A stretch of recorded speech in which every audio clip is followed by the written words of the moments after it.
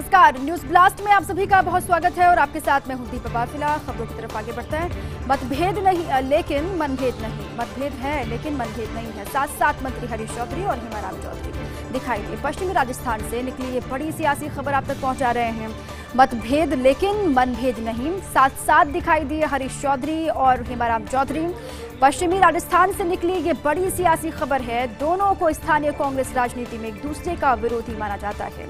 ये अलग बात है कि दोनों सार्वजनिक तौर पर नहीं करते एक दूसरे की बुराई, बल्कि एक दूसरे को देते हैं पूरा सम्मान। और ये भी सच है कि हरीश मंत्री नहीं बनते तो हेमाराम ही मंत्री होते। हरीश चौधरी आज मालानी की राजनीति के उभरते सितारे हैं, वहीं हेमाराम चौधरी मालानी की राजनीति के पितामह कहे जाते हैं। मंत्री हरीश ने आज गुढ़ा मलानी कोविड सेंटर का जायजा लिया, वहां पर हालातों के बारे में जानकारी ली और इस दरमियान पूरे समय उनके साथ साथ रहे हेमाराम चौधरी। अब ये तस्वीर लगातार सियासी गलियारों में चर्चा का विषय बन गई है। मतभेद हो सकते हैं लेकिन कहा जाता है सियासत में मनभेद नहीं होते, और वो तस्वीर आज उभर कर सामने आई जब मंत्री हरीश चौधरी के साथ साथ हेमाराम चौधरी दिखाई दिए। पश्चिमी राजस्थान से निकली ये बड़ी सियासी खबर है।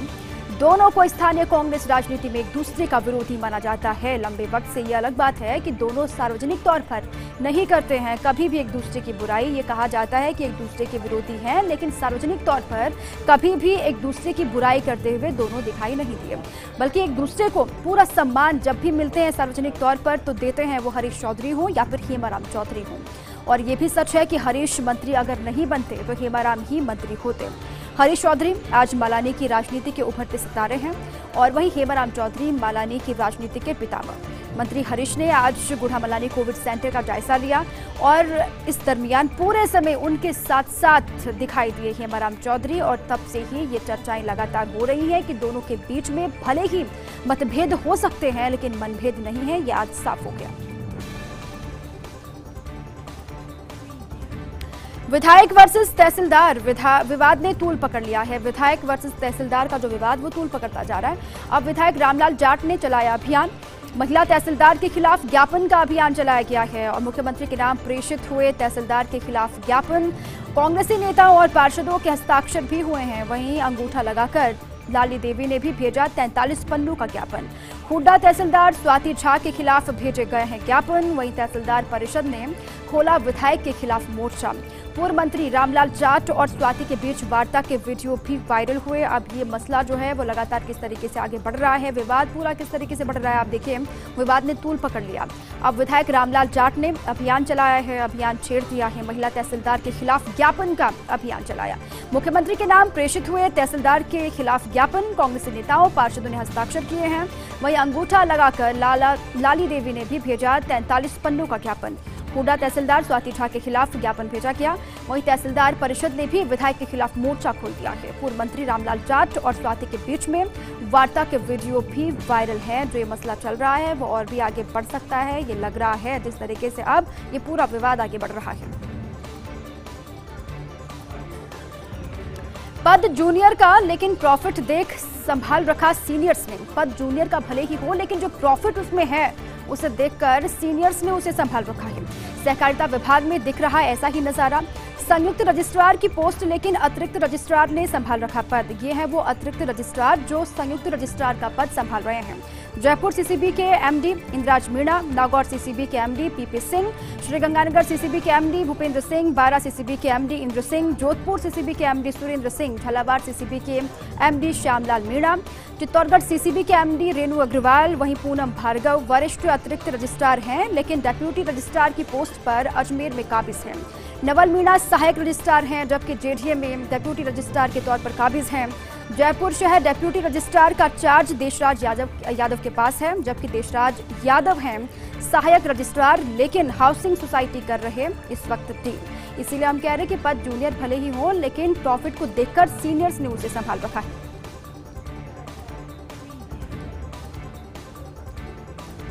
जयपुर शहर कांग्रेस अध्यक्ष के संभावित नामों पर लगातार मंथन हो रहा है। जयपुर शहर कांग्रेस अध्यक्ष के संभावित नामों को लेकर लगातार मंथन। ब्राह्मण वर्ग से नाम है आर तिवारी, अर्चना शर्मा, अवध शर्मा, पुष्पेंद्र भारद्वाज और मनोज मुदगल का। मुस्लिम वर्ग से नाम है विधायक रफीक खान और जाकिर गुडेज का। एक खेमा अमीन कागजी का नाम भी आगे कर रहा है। अब खबर यह भी है कि एक खेमा ऐसा है जो अमीन कागजी के नाम को आगे भी कर रहा है। वैश्य वर्ग से ज्योति खंडेलवाल का नाम है, सीताराम अग्रवाल का नाम है, गिरिराज गर्ग का नाम, जिसको लेकर मंथन भी लगातार हो रहा है। सिंधी वर्ग से नाम है सुनील पारवानी का। राजपूत वर्ग से विक्रम सिंह मुंडरू का नाम चर्चा में चल रहा है। किसके नाम पर मुहर लगती है, इसी का इंतजार सभी को है। एक बार फिर से आपको बताएं, जयपुर शहर कांग्रेस अध्यक्ष के संभावित नाम कौन कौन से हैं जिनको लेकर मंथन चल रहा है। ब्राह्मण वर्ग से नाम है आर तिवारी का, अर्चना शर्मा का, अवध शर्मा, पुष्पेंद्र भारद्वाज और मनोज मुदगल का नाम भी चर्चा में है। मुस्लिम वर्ग से विधायक रफीक खान का नाम है, जाकिर गुरेज का नाम है और एक खेमा ऐसा है जो अमीन कागजी को चाहता है कि उनका नाम भी आगे आए। वैश्य वर्ग से ज्योति खंडेलवाल है, सीताराम अग्रवाल का नाम भी है, गिरिराज गर्ग का नाम भी चल रहा है चर्चा में और सिंधी वर्ग से सुनील परवानी का नाम है। राजपूत वर्ग से विक्रम सिंह मुंडरू का नाम भी चर्चा में आगे चल रहा है। वन विभाग से आज सुबह आई राहत भरी खबर। वन विभाग से आज सुबह राहत वाली खबर आई। पूरे वन विभाग के महकमे ने राहत की सांस ली है। शेर तिरपुर की तीसरे सैंपल की जो रिपोर्ट है वो निगेटिव आ गई है। राहत वाली खबर है, इसका इंतजार भी लगातार किया जा रहा था। शेर तिरपुर जिसकी तीसरे सैंपल की रिपोर्ट निगेटिव आ गई है। फर्स्ट इंडिया न्यूज ने कल ही इसके संकेत दे दिए थे। 28 दिन से तिरपुर समेत अन्य बिग कैट्स जो हैं वो आइसोलेशन में हैं, आइसोलेट हैं। नाहरगढ़ बायोलॉजिकल पार्क प्रबंधन ने राहत की सांस इस रिपोर्ट के बाद ली है। उधर IVRI बरेली की लैब पर भी कई सवाल खड़े हो गए हैं। तिरपुर का पहला जो सैंपल लिया गया था उसको पॉजिटिव बता दिया गया था, दूसरा सैंपल लिया गया बेनतीजा उसको बता दिया गया, तीसरा सैंपल लिया जो कि अब निगेटिव आ गया है। अब प्रदेश में भी पशु जांच के लिए आधुनिक लैब शुरू करने की मांग उठने लगी है।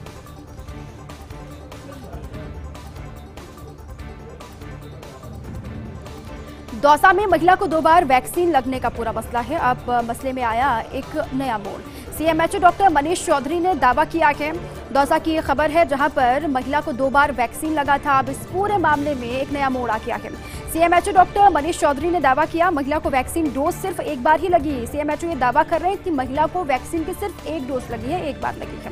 पहली बार निडल डालने पर हल्का ब्लड आया था, इसलिए दूसरी बार में इंजेक्ट हुई वैक्सीन, लेकिन महिला इसे 2 बार वैक्सीन लगने के रूप में मान रही है। CMHO के मुताबिक वैसे 2 बार डोज लगने पर भी नहीं होता कोई नुकसान। अब CMHO साहब ये कह रहे हैं कि वैसे 2 बार डोज लग भी जाती तो इससे कोई बड़ा नुकसान नहीं होता।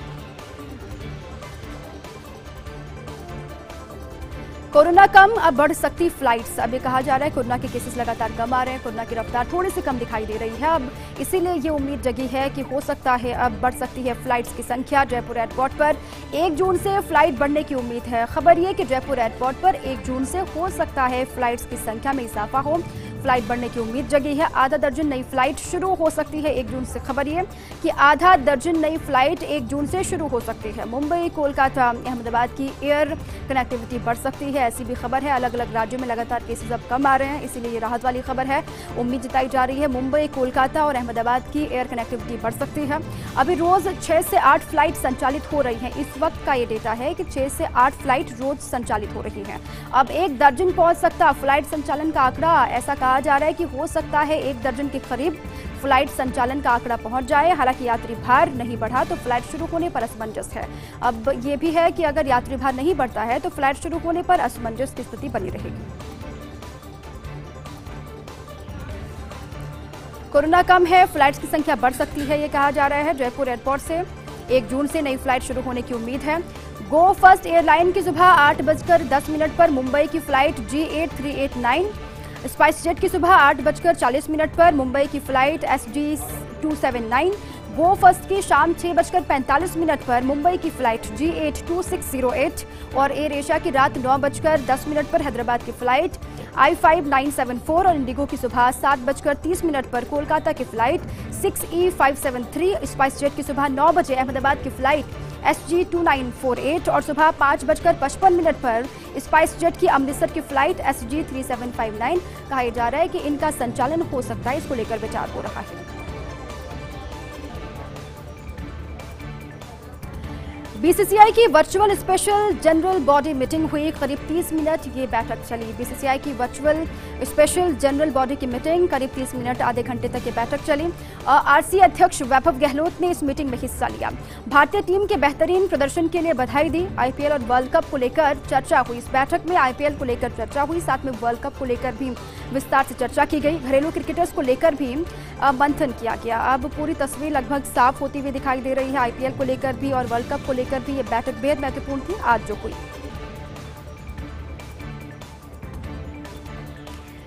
शिक्षा मंत्री गोविंद सिंह डोटासरा का बड़ा बयान सामने आया है। बोर्ड परीक्षाओं को लेकर उनका बयान है। शिक्षा मंत्री गोविंद सिंह डोटासरा साहब का बड़ा बयान है। बोर्ड परीक्षाओं को लेकर उन्होंने बयान दिया। उन्होंने कहा है कि राजस्थान माध्यमिक शिक्षा बोर्ड की होगी परीक्षाएं। मुख्यमंत्री गहलोत से जल्द वार्ता कर तिथि तय करेंगे। ये भी उन्होंने कहा है कि मुख्यमंत्री गहलोत से जल्द बातचीत होगी, वार्ता करेंगे, उसके बाद जो तिथि है वो तय किया जाएगा। 12वीं की परीक्षा होना तय है। 10वीं की परीक्षा को लेकर सीबीएसई के निर्णय के बाद राज्य सरकार कोई फैसला करेगी। 12वीं की परीक्षा को लेकर वो कह रहे हैं कि 12वीं की परीक्षा होना तय है, लेकिन 10वीं की परीक्षा को लेकर सीबीएसई के निर्णय के बाद राज्य सरकार करेगी इस पर कोई फैसला। रीट परीक्षा की भी जल्द घोषित होगी तारीख। ये कहा जा रहा है कि रीट की परीक्षा को लेकर भी जो तारीख है वो जल्द ही घोषित की जाएगी। 1 जून के बाद परीक्षाओं को लेकर फैसला होगा। ये भी डोटासरा ने कहा कि 1 जून के बाद परीक्षाओं को लेकर अंतिम फैसला किया जाएगा।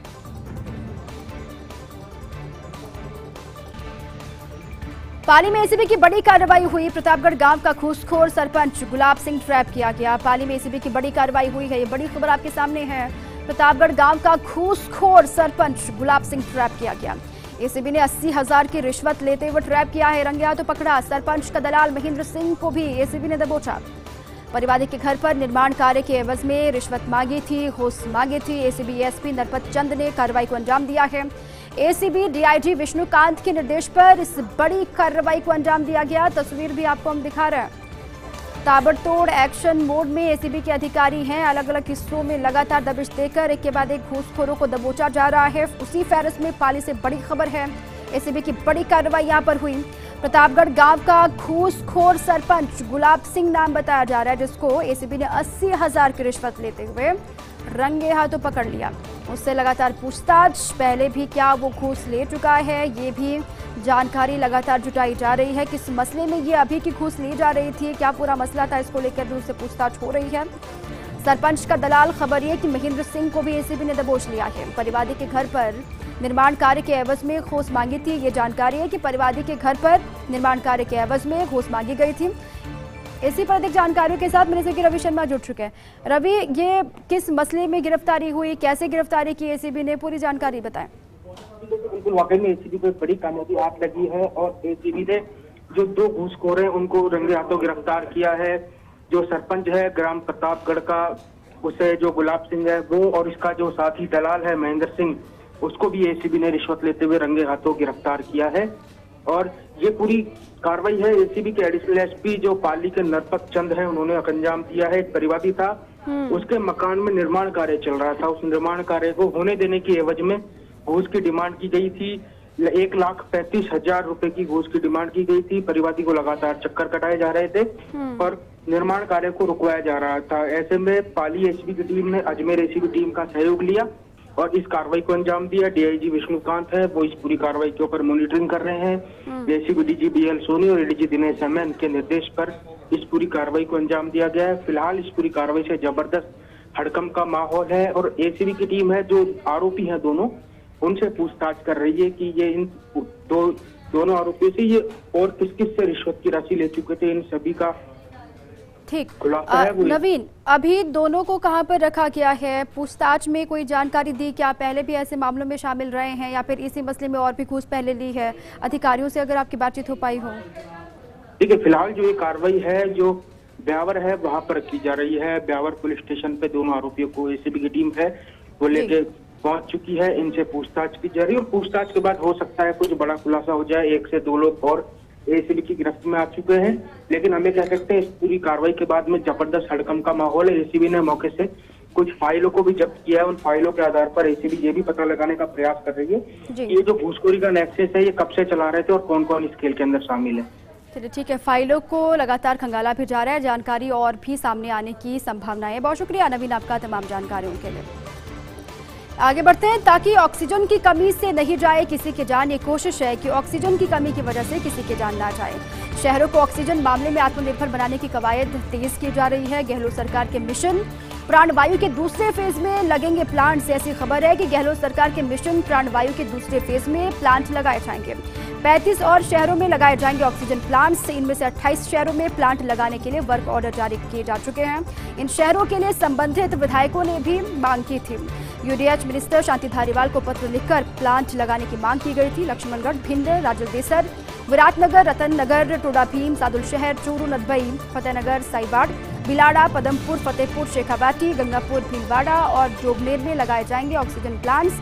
ये लगातार युद्ध स्तर पर काम भी चल रहा है ताकि ऑक्सीजन की कोई कमी ना हो, प्रदेश आत्मनिर्भर हो। ऑक्सीजन के मसले पर यह कोशिश लगातार जारी है। खबरें लगातार जारी है। एक छोटे से ब्रेक के लिए आप रुकते हैं, फौरन लौटेंगे। ब्रेक के बाद एक बार फिर से आप सभी का स्वागत है। चलो एक बार फिर से आगे बढ़ते हैं खबरों की तरफ। दानदाताओं, एनएचएआई और डीआरडीओ ने हल्का किया निकायों का भार। संबंधित नगरीय निकायों पर ऑक्सीजन प्लांट लगाने का आर्थिक भार। प्रथम फेज में 59 शहरों में लगाए जाने थे प्लांट। स्वायत्त शासन विभाग ने इसके लिए जारी कर दिए थे वर्क ऑर्डर। प्लांट लगाने का खर्चा संबंधित निकायों को करना है वहन। लेकिन इन 59 शहरों में से 6 शहरों में पहले से ही प्रस्तावित है प्लांट। बांसवाड़ा, जैसलमेर, सिरोही, भीनमाल समेत 6 शहरों में पहले से ही प्रस्तावित है प्लांट। कहीं दानदाता, कहीं एनएचएआई तो कहीं डीआरडीओ की ओर से लगाए जा रहे हैं प्लांट और इसके चलते निकायों की ओर से नहीं लगाए जाएंगे प्लांट। ऐसे में प्रथम फेज में प्लांट लगाने वाले शहरों की संख्या 53 रह गई है और इसी के साथ ही कुल ऑक्सीजन प्लांट की संख्या भी अब 84 रह गई है। लगातार ये कोशिश भी की जा रही है कहीं पर कोई परेशानी ना आए, उसी को लेकर ये महत्वपूर्ण खबर आपके सामने है। दानदाताओं, एनएचएआई और डीआरडीओ ने हल्का किया निकायों का भार। संबंधित नगरीय निकायों पर ऑक्सीजन प्लांट लगाने का आर्थिक भार। प्रथम फेज में 59 शहरों में प्लांट लगाए जाने थे। स्वायत्त शासन विभाग ने इसके लिए वर्क ऑर्डर जारी कर दिए थे। प्लांट लगाने का खर्चा संबंधित निकायों को करना है वहन और साथ ही लेकिन इन 59 शहरों में से 6 शहरों में पहले से ही प्रस्तावित है प्लांट। वो शहर कौन कौन से हैं? बांसवाड़ा, जैसलमेर, सिरोही, भीनमाल समेत 6 शहरों में पहले से ही प्रस्तावित है प्लांट। कहीं पर दानदाता, कहीं एनएचएआई तो कहीं डीआरडीओ की ओर से प्लांट लगाए जा रहे हैं। इसके चलते निकायों की ओर से नहीं लगाए जाएंगे प्लांट। ऐसे में प्रथम फेज में प्लांट लगाने वाले शहरों की संख्या 53 रह गई है और इसके साथ ही कुल ऑक्सीजन प्लांट की संख्या भी 84 रह गई है।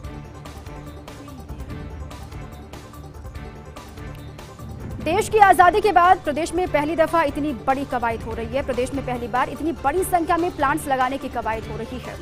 प्रदेश के 86 शहरों में ऑक्सीजन के 131 प्लांट लगाए जाएंगे और साथ ही गहलोत सरकार के मिशन प्राणवायु में ये प्लांट लगाए जाएंगे। मिशन प्राणवायु के दोनों फेजेस में लगाए जाएंगे ये प्लांट, ऐसी खबर है। सभी प्लांट सरकारी अस्पतालों में लगाए जाएंगे ताकि वहां मरीजों को जरूरत पड़ने पर ऑक्सीजन मिल सके, मरीजों को कोई परेशानी ना आए। जहां पर भी ऑक्सीजन की अगर जरूरत पड़ती है तो तुरंत प्रभाव से ऑक्सीजन वहां पर मुहैया करवाई जाए, ये कोशिश है और इसीलिए भी लगातार आगे बढ़ा जा रहा है। इन प्लांट से रोजाना 12,200 सिलेंडर की आपूर्ति होगी, ऐसी खबर है। इन प्लांट से अस्पतालों के 6,971 बेड्स को ऑक्सीजन मिल सकेगी। रोजाना इतने बेड्स को ऑक्सीजन मिलेगी और प्लांट लगाने के लिए किया जा चुका है कंपनियों का चयन भी। ये ऐसी खबर है कि प्लांट लगाने के लिए कंपनियों का चयन किया जा चुका है। इस वर्ष अगस्त तक लगाए जाएंगे सभी प्लांट्स, ऐसी खबर है। भ्रष्टाचार के खिलाफ गहलोत सरकार की जीरो टॉलरेंस की नीति है। लगातार इस सरकार की तरफ से कहा जाता है जो करप्ट है, जो करप्शन से लिप्त है, उनके खिलाफ लगातार जीरो टॉलरेंस की नीति है सरकार की। एसीबी ने प्रदेश में आज 2 बड़ी कार्रवाइयों को अंजाम दिया। पाली के प्रतापगढ़ गांव का घूसखोर सरपंच गुलाब सिंह ट्रैप किया गया। मकान निर्माण के एवज में 80,000 रुपए की घूस लेते रंगे हाथों उसको दबोच लिया गया। एसीबी ने सरपंच के दलाल महेंद्र सिंह को भी गिरफ्तार कर लिया। बांसवाड़ा में नवोदय विद्यालय का कार्यालय अधीक्षक राजेश खन्ना ट्रैप कर लिया गया। बिल पास करने के एवज में बतौर कमीशन 8,500 रुपए लेते उसको दबोचा गया। प्रदेश में एक के बाद एक लगातार कार्रवाइयों से घूसखोरों में खलबली मची हुई है। लगातार एक्शन मोड में एसीबी की टीम है और प्रदेश में एक के बाद एक कई कार्रवाइयां हो रही हैं जिससे घूसखोरों में खलबली है, हड़कंप है।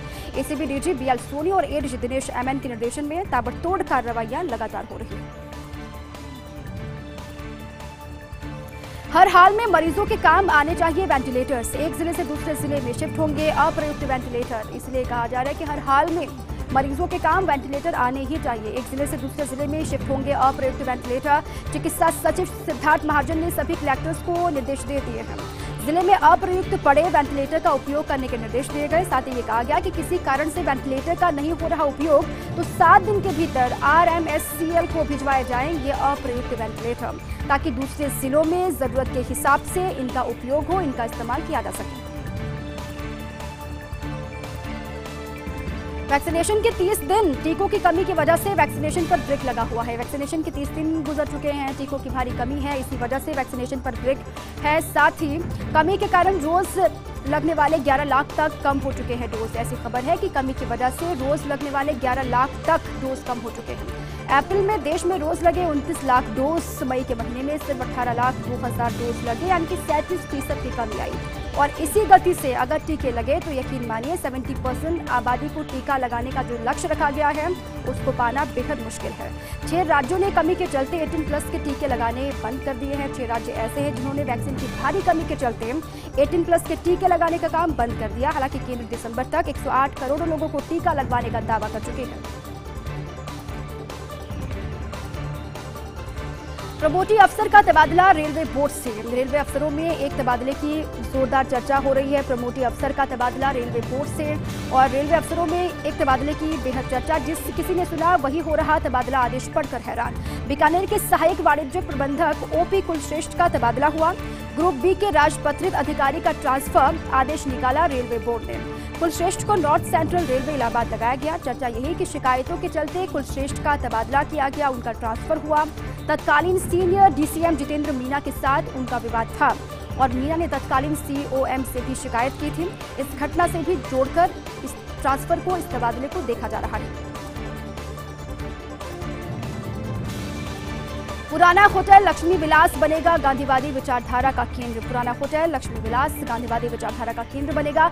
होटल लक्ष्मी विलास की भूमि पर बनेगा म्यूजियम एवं इंस्टीट्यूट। गांधी दर्शन म्यूजियम और Mahatma Gandhi institute of governance and social science का निर्माण किया जाएगा। इस प्रोजेक्ट की लागत आएगी करीब 100 करोड़ रुपए, ये कहा जा रहा है। JDA की कार्यकारी समिति की हाल में एक बैठक हुई थी।